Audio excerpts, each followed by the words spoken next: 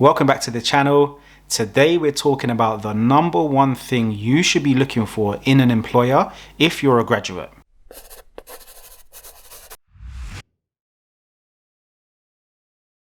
Hi, my name is Ash, and on this channel I share all of the hints, tips and tricks I've picked up from my years in talent acquisition and recruitment. So everything to do with your job search, CVs, interview advice, and what to do once you're in a career.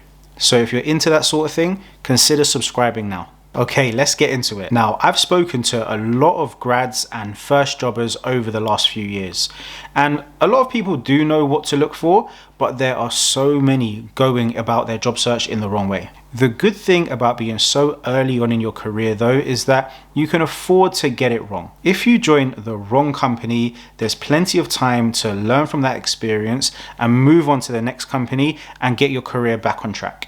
I myself know exactly what this feels like. I mean, most of us have made the wrong choice at some point in their career. And to be fair, more often than not, it's given us valuable lessons that we can implement further on. We've seen what bad looks like and know how to avoid that in the future. But ideally, first time round, it's best to make the right decision. In this day and age, it's so easy to get blinded by the ping pong tables, the free holidays, free drinks on a Friday and things like that. However, these perks can sometimes be covering up huge failings elsewhere in the business. And I'm definitely not saying all these other things are bad and anytime you see it, make sure you avoid that company. I'm not saying that at all.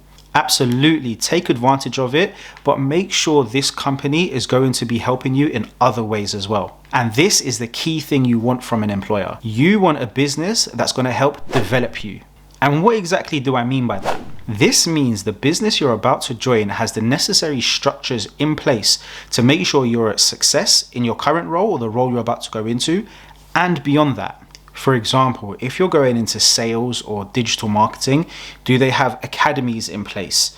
If you want to be a people manager, do they have relevant management training in place? Find these things out before you take a job with them. The last thing you want to do is turn up on your first day, it's all great, you get your brand new Mac, you get your company merch, and then you're just left to your own devices. And let's be frank, a lot of the time, this is just so the company can get you to advertise them on Instagram and LinkedIn. Right, so now I'm going to give you a few questions you can ask to see if this company has the right structures in place. What does your onboarding program look like? This onboarding program should incorporate ways of networking inside the business from day one, understanding how the company works and how you fit into the grand scheme of things, and other general team building activities.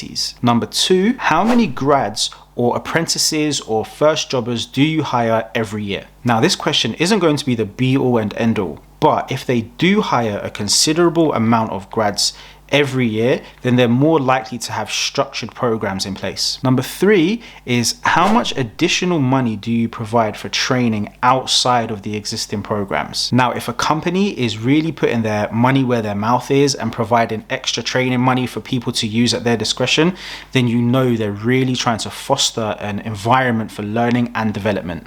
It's also a great sign if they have lots of online resources you can utilize as well. So feel free to ask that as well. Now, if you receive satisfactory answers to these questions, you're definitely on the right track. But if the interviewer becomes hesitant when you bring up these topics and just reverts back to the company socials and things like that, then major red flag. The key thing here is that you want a company that is going to invest in your learning and development. You don't want to be in an organization that's just going to leave you to your own devices and where you have to work things out for yourself. Yes, there's definitely some benefit of kind of jumping in the deep end and learning things yourself.